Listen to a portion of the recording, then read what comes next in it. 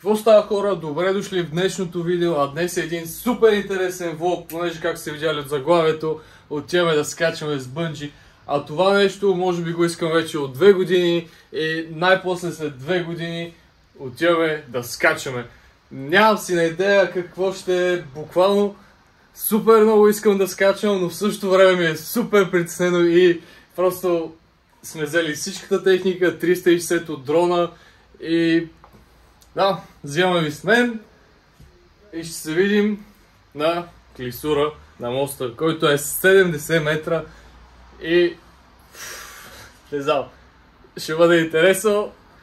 Виждаме се там. Ако не се върна, ще се върна. Вече пристигнахме на мястото и виж само колко е високо. Краката почнаха ми се подкосяват вече. Ето, някой е страх от високо, тъй че на него ще е най-интересно цялото нещо. И да, слагаме 360-то, вдигаме дрона и приключението тепърва започва.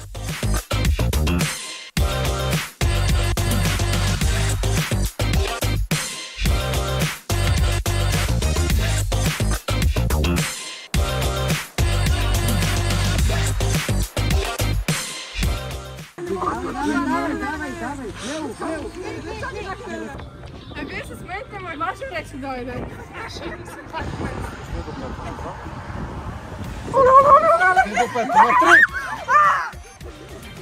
Три!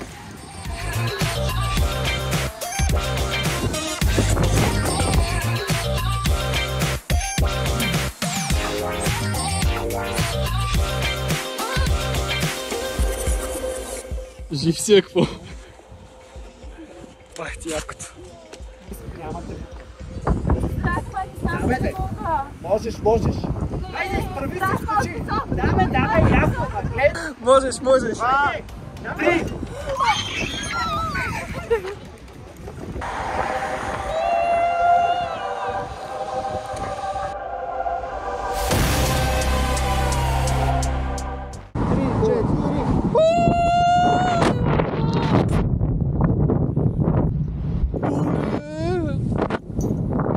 Хора, искам самолетите! Само искам да видите къде сме, главата ми е пълна с кръв. Мале!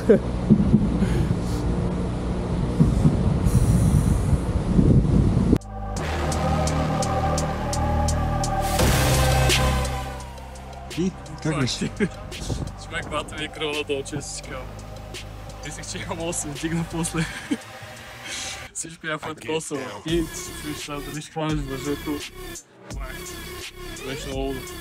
Еми хора, приключихме с скачането и сега отиваме някъде другаде да се разходим, защото сме супер гладни и с още е супер много кръв главата, направо ще ви гръбе тикват.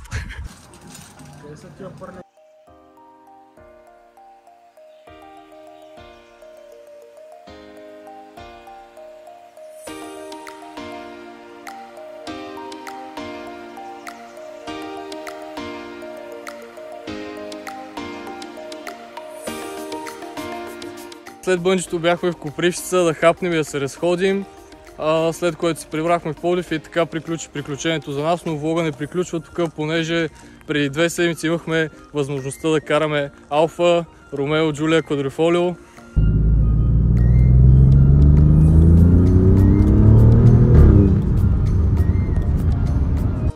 И буквално за първи път в цялата ни кариера като фотографи ни се случва такова нещо и беше сбъдната мечта за мен.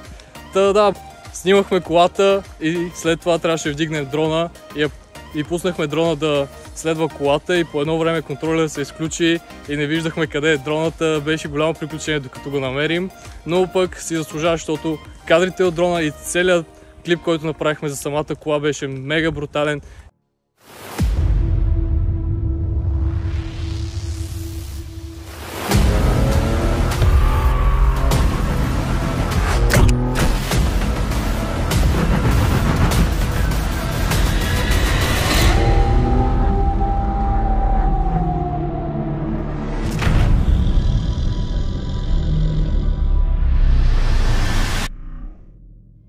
И цялото каране, всичко беше много яко.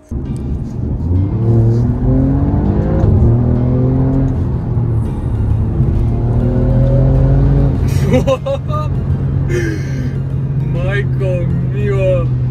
Брат, как се втига тази предница, просто... Не. Това ако не е причина да работиш, си скъса с гриза от работа заради такъв кеф, просто не знам. Гледай.